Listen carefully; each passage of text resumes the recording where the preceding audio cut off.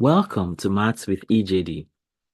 In this video, I'll be talking about the last part of ANOVA. I can say that, but of course, it's to be about the Python code for multivariate analysis of variance, otherwise known as MANOVA. So multivariate ANOVA, that's MANOVA, and it simply extends ANOVA to handle multiple dependent variables at once. Now, all the ANOVA we've been seeing actually relates one dependent variable with two or more independent variables. But in the case of multivariate analysis of variance, right, we have the possibility of considering the effect of one or more independent variables on one or more, or in fact, basically, the effect of one or more independent variables on two or more dependent variables, which is, I mean, it's a first compared to what we've been doing before. A very good example of that will be testing the impact of diet on both weight and cholesterol levels simultaneously. So you want to see how different types of diets actually affects weight and cholesterol. So in this case, weight and cholesterol um, are the dependent variables, while diet is the independent variable. And the hypothesis in this case, just straightforward. You have the null hypothesis, which is that the mean weight and mean cholesterol levels are equal across all diets. That is, there's no significant difference, uh, between weight and cholesterol levels. The alternative hypothesis would be that at least one of the means, either weight or cholesterol levels, differs across the diet groups. At least one of them will be different, right? So let's see the code. Again, here we have the pandas for data analysis. We have start model multivariate MANOVA, and from that we get the MANOVA function. So of course, it's very good to see line number so we can easily make references. So from line, in fact, this is a long one. We have a function defined from line 4. I think it goes all the way down to, let me see, what does that function end? Okay, it keeps going. In fact, it runs to line 63, interestingly. And then we now have the data imputed in line 66, from line 66 to 67. So let's see that definition. So the bulk of the code is under that perform maneuver, the function called perform maneuver based on the data given. So here you perform maneuver on the given data set and print the results.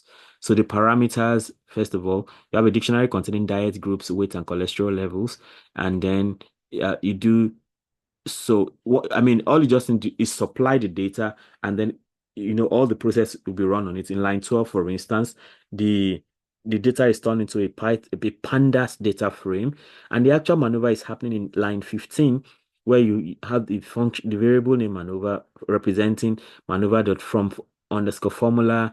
So you have weight. So now you can see weight and cholesterol in line 15, are dependent on diet. And the data you're using is the data frame declared in line 12. Then in 17, now you show the result of the maneuver, which is mv underscore test equals maneuver dot mv underscore test. And then in line 20, lines 21 and 22, you display the maneuver test results. So, and that will be printed out for you to see. Then in line 25, we also have, we're extracting results for the diet variable. That's diet results equals mv underscore test for diet. Then lines 28 and 29 display the diet results structure. Okay. And lines, so from line 32 now, we are printing available keys in diet results. So for key in diet results dot keys, we now have print the key, the diet results key, and then you print that. And then you want to access p-values using the correct keys based on the output structure. So we try that access p-values for both variables. So p-value weight is diet results, blah, blah, blah. So then we also have p-value for cholesterol. So lines 42 and 46, there, what I'm doing there is to print those values. In fact, let me put the two together. So I can have a blank print afterwards to create space before we see the next result. Okay. Uh, that way.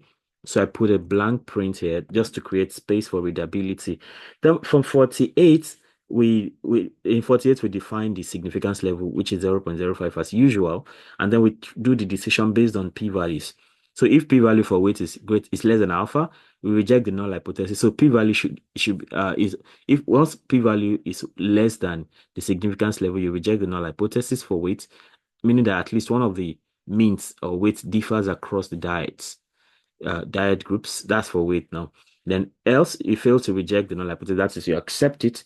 Then you do the same for the cholesterol level. So if the p-value of cholesterol is less than alpha, then you do the same. You reject the null hypothesis. Otherwise, you accept it.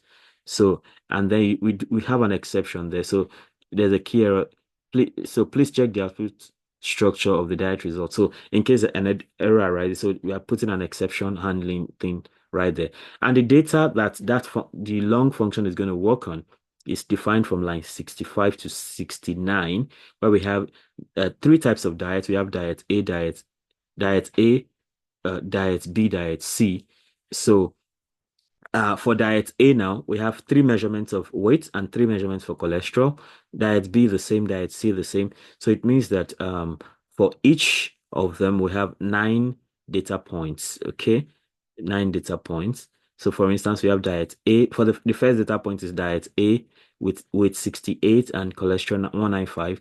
And the last one is diet C with weight 76 and cholesterol 198.